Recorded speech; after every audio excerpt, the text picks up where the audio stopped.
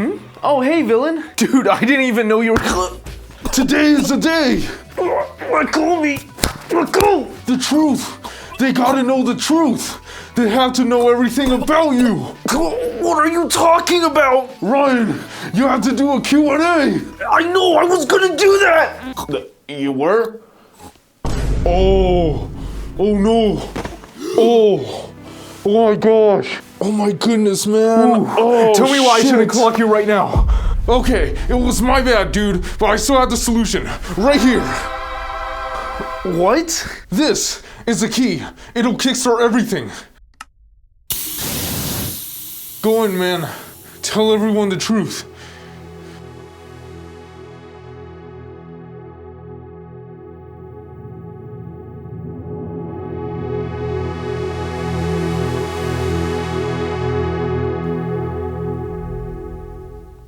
Sup? Don't know why that was so dramatic. Hey guys! Yeah, it's been a while since I've done this format.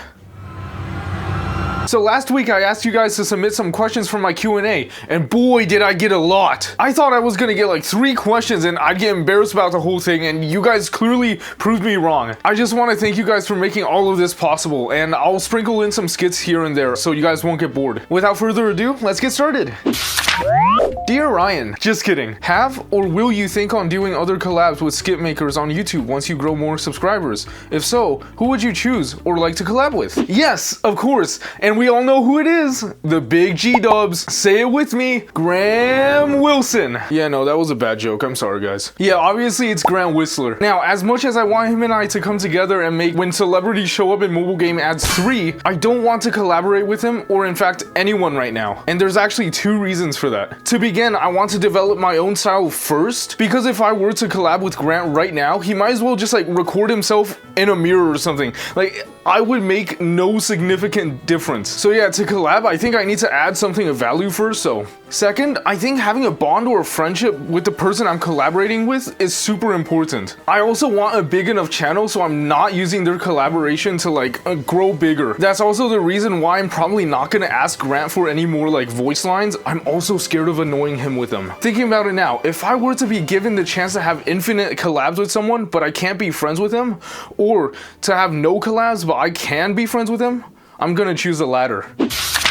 What's your favorite thing to drink? Like coffee, soda, tea, or anything? I actually don't like coffee or tea, and I rarely drink soda, believe it or not. But I really love water. Like, have you ever been out for so long, and after a long day, you just come home to drink a glass of cold water? Like, it's amazing. Do you think you're ever gonna surpass Grant Whistler in subscribers? No. Not in my current state, no. I believe me not having a unique style is actually what drives people away from my channel. In a perfect world, I could imagine this. Grant has been this renowned baker and everyone loves his cakes. And I suddenly come along opening my own bakery and bake cakes, but shittier. Yeah, I really want some cakes right now. What I want to happen is like someone gets a cake, aka video, from Grant and then gets one from me, and instead of going, see, this guy's isn't good enough, I'll just have this one. I want them to go, oh shit, 2 cakes! But you know, that's not how the world works, so. And it's not like I'm trying to match his style either, believe it or not. I'm genuinely trying to be different. Like, when I write a script, someone could think I'm going, okay, so Grant starts his video like that, so I guess I'll just do something similar. No. Instead, this is what happens. Ooh, I don't know. Maybe this would feel right.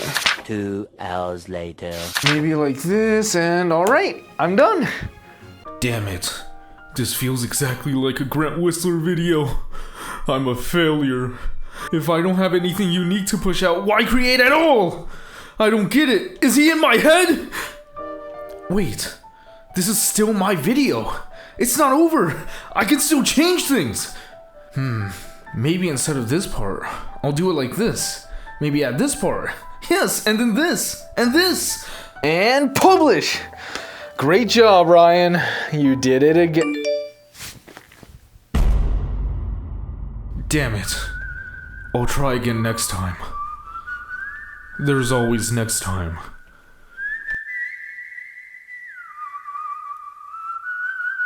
I know that was kind of dramatic, but that's actually what happens, and it drives me insane sometimes. Like, even though, like, Grant is fine with my videos, I don't want to go, oh, Grant is fine with my videos. I mean, Guess I'll just continue this. No, I don't roll like that. If I don't want people to go, hey, wanna watch Grant Whistler?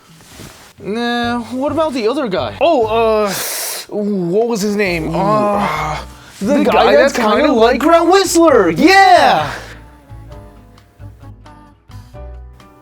Watch Grant? Watch Grant. Then I have to be more unique. Yeah, sorry, this kind of turned into like a therapy session. You can tell I've been thinking about this for a while now. It's just, let's move on. What drives your creativity and hard work? What keeps you motivated, even when things get tough?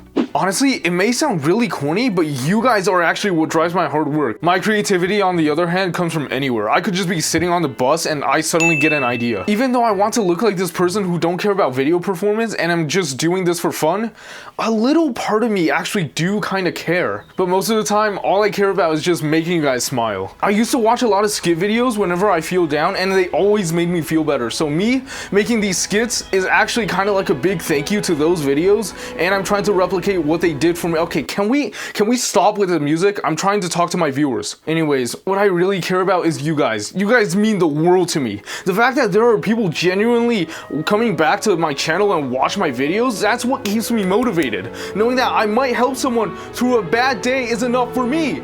And I guess that's why I keep working hard to bring these videos out. And it's not for fame, but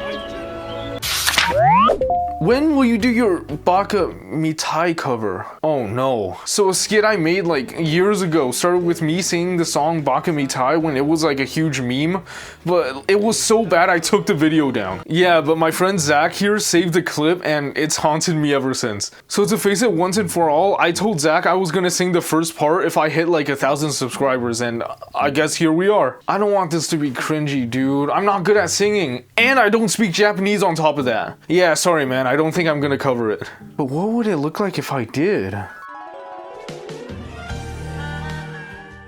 You might want to skip this part. I'm not good at singing, nor Japanese, nor like speaking in general. Okay. Baka mitai kodomo nano ne. 夢を追って傷ついて嘘が下手なくせに笑えない笑顔を見せた I love you もうろくに言わない口下手でほんまに不器用なのにどうしてさよならは言えたのダメだねダメよダメなのよあんたが好きで好きすぎてどれだけ強いを避けても歪まない思い出がバカみたい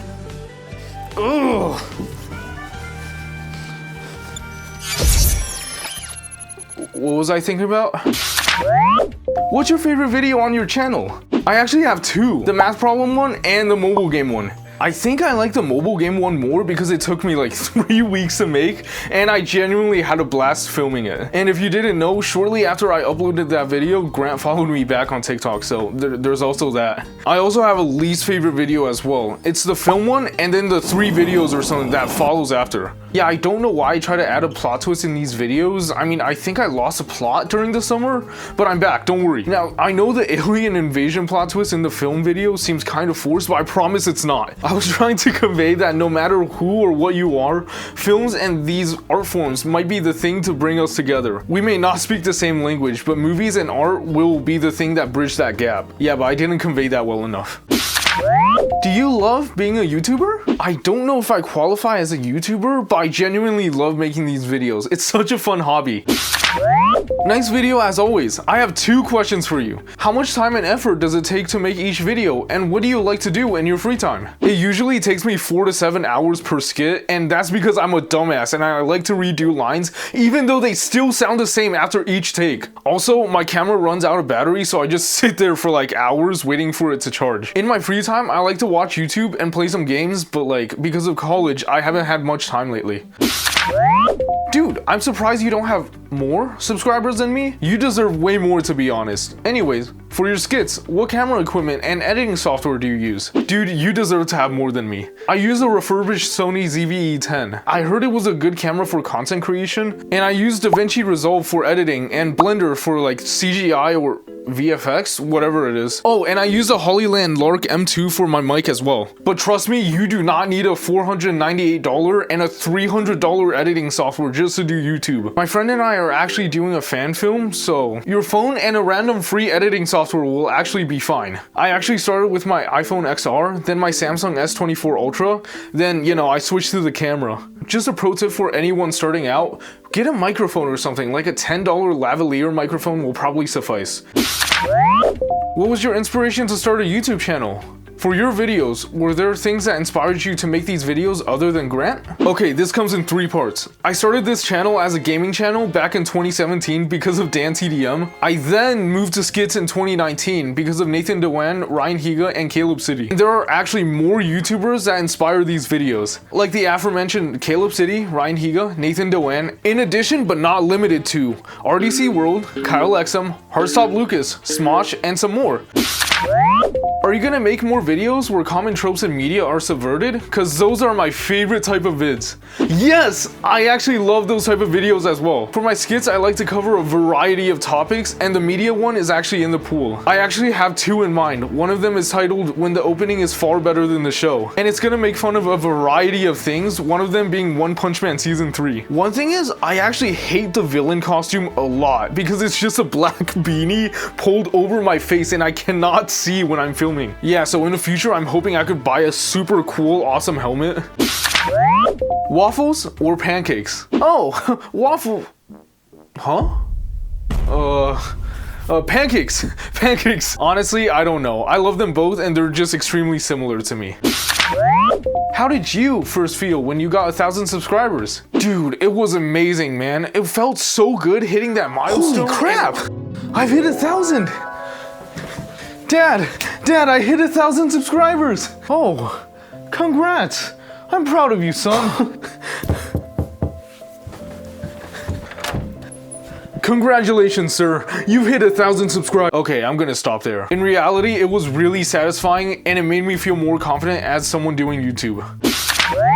What is your favorite comedian or comedy show? I'm interested to know. Also, bonus, give me tips, bro. I'm making these funny and even emotional videos. I want to make my own skits or stories one day. What recommendations could you give me? Teary eyes emoji. I love Key and Peele, Chris and Jack, and the skit YouTubers I mentioned earlier. As for tips, I'm not sure if I could do much for you since I'm not good at being funny, nor am I good at making things emotional. I think you just have to try to remember what actually makes you laugh and what things you like to watch. One thing is, the emotional aspects should actually come as a byproduct of your story. Don't try to make things super emotional by forcing it. Stories like Full Metal Alchemist wasn't dark and emotional because it tried to be. It had an optimistic outlook, but it had dark parts because the situations called it. And one more tip, whatever video you're thinking of, just go ahead and make it. That's what I tell people all the time. You just have to start. Nobody starts off perfect, and you most likely won't either, and that's okay. Genuinely, I don't know if anyone these days made one video and got successful instantly. I think it's better to fail repeatedly and learn from those failures than start off successful and having learned nothing. It's okay if you don't have the best gear, just work around what you can do. Take me for example. Hell, sometimes I even think to myself, if only I had a big set to film on.